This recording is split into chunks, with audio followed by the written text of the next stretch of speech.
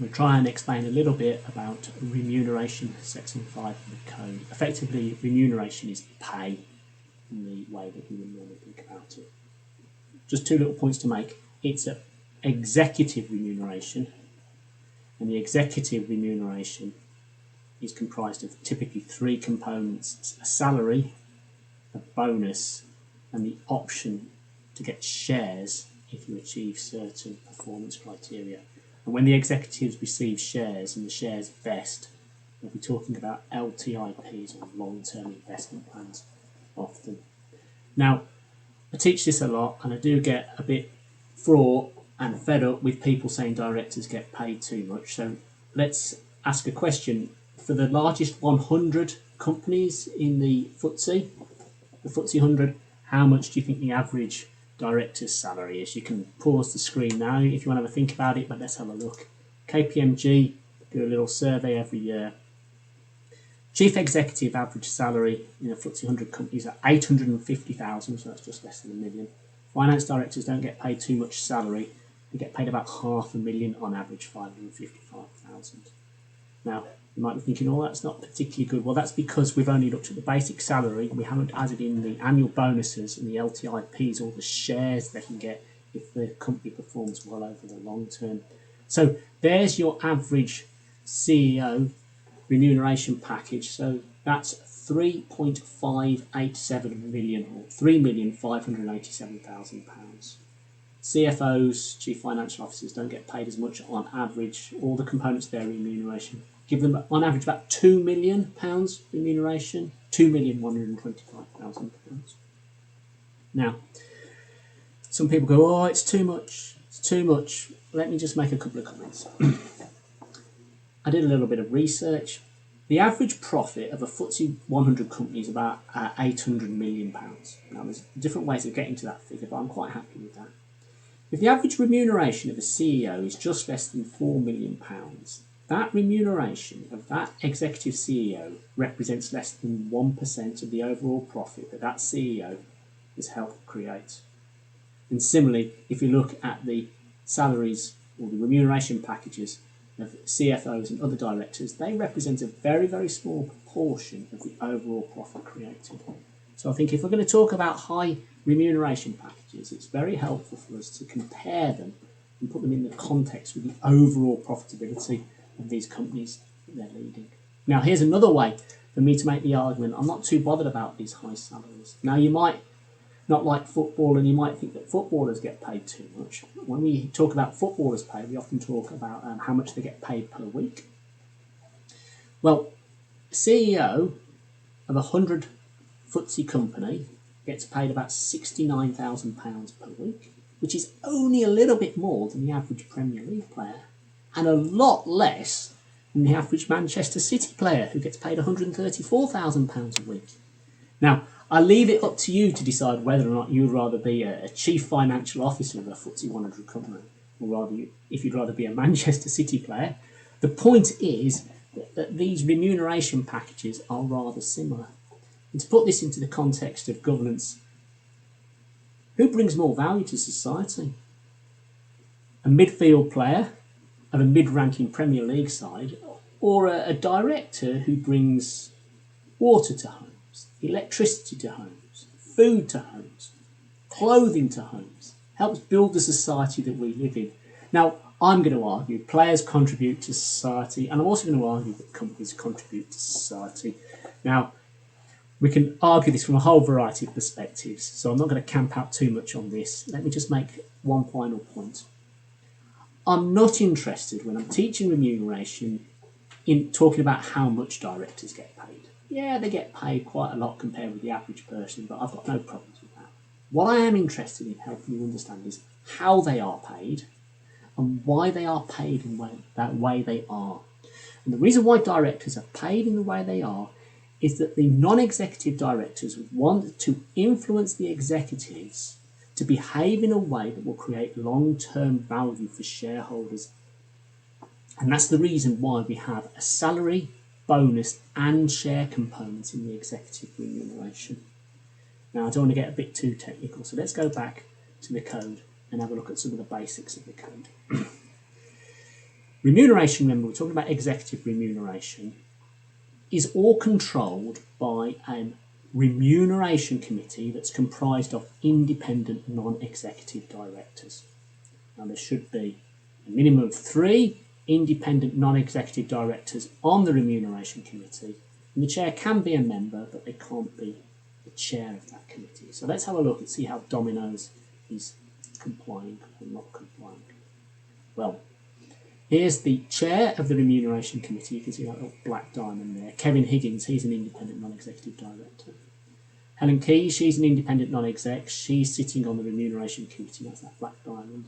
And also Elias, he's sitting on the remuneration committee. So we've got at least 3 people on the committee, and actually the chair of the overall board is also sitting on the remuneration committee, but they're not chairing it. So we're fully compliant with the code. Interestingly, we've talked in previous videos about Colin Halpern, who's not independent, even though he's a non-exec, and Usman Nabi, again, he's not independent, but he is a non-exec. Neither of them are sitting on the remuneration committee. So let's now have a look at the basics of what the code is talking about. It's talking about the remuneration committee creating remuneration policies, and these remuneration policies should be linked to the successful delivery of the company's long-term strategy. So remuneration is a key power that non-executives have got to try and influence the executives to behave in a way so the executives create the long-term successful delivery of the company that the non-executives want them to deliver. But remuneration doesn't take place behind closed doors. Shareholders want to be able to see how remuneration policies are created and why they're created. That's why there needs to be a formal and transparent procedure developing policy on the executive remuneration. And again, I'll stress this, we're talking about executive remuneration. So this next sentence here means no executive director should be involved in deciding their own remuneration outcome. So practically that means it's the non-executives or the independent non-executives who are sitting on the remuneration committee who are working out how the executive directors are going to be remunerated and paid. Now this takes place in a bigger context. It's a big debate at the moment. You'll often see all kinds of articles about directors' remuneration. So when it says directors, it means non-executive directors here.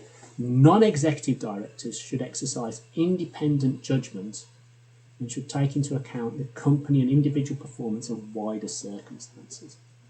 That's code for saying sometimes the non-executives think that they're probably paying the executives too much in the context of what's being talked about at a particular point in time. And sometimes you'll see executive remuneration being reduced for political reasons as opposed to the remuneration following the exact terms of the policy. Now, we haven't got time to talk too much about that, so let's go back and just have a look at how remuneration is working in Domino's. So here we go. Remember, we'll have a look at the remuneration policy first. The non-executives who are independent, who sit on the remuneration committee, they're coming up with a policy about how the directors are going to be remunerated, what kind of ways the bonus is going to be created, what kind of circumstances the extra shares are going to be paid to them. And so each year at the annual general meeting, remember the annual general meeting is where the shareholders come and vote on particular issues. The shareholders have voted about the remuneration policy here and also the amount of remuneration that the directors are going to receive. Now, again, I won't get too excited about this. This vote looks to the layman as though the shareholders have got a lot of power. In practice, it hasn't got as much power as you think because the policy has already been approved practically and the remuneration almost certainly has already been paid. So these votes that the shareholders are giving either for or against the remuneration policy or the actual remuneration, they're more kind of signs of what shareholders think. It doesn't give them absolute power to change what's going on.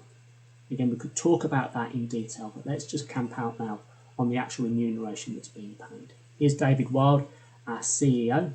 His basic salary is only $517,000, so just less than $500,000, so he's being paid less than a FTSE 100 director. Now remember, the company hasn't done particularly well this year, Domino's, has it? It hasn't actually got paid any bonus. So that feels about right. Struggling company, no bonus. And the LTIP, that's a long-term investment plan, or the shares that have vested. Vested means that they can get their hands on them. It's only had £111,000 worth, which is hardly any at all in the big context of things. And that will relate to share options that were created a few years ago.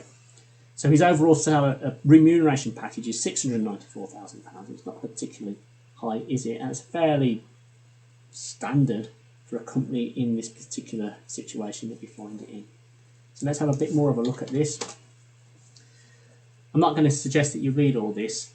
Students, I find, don't take the time to actually understand how the bonuses are calculated. So without going into too much detail, this bit here is explaining to us how the bonus is calculated, and effectively it's based primarily on the group's underlying profit before tax, but there are a few little non-financial targets in it. But notwithstanding the exact way the bonus is created, he hasn't actually done enough to achieve it. And this bit down here is talking about how the long-term investment plans work. Now, there's no way I can explain this in a few minutes, but put simply, what happens is, a few years back, an agreement was made whereby if the company performed well in the long term, then David Wild would have had the opportunity to have some shares a few years later.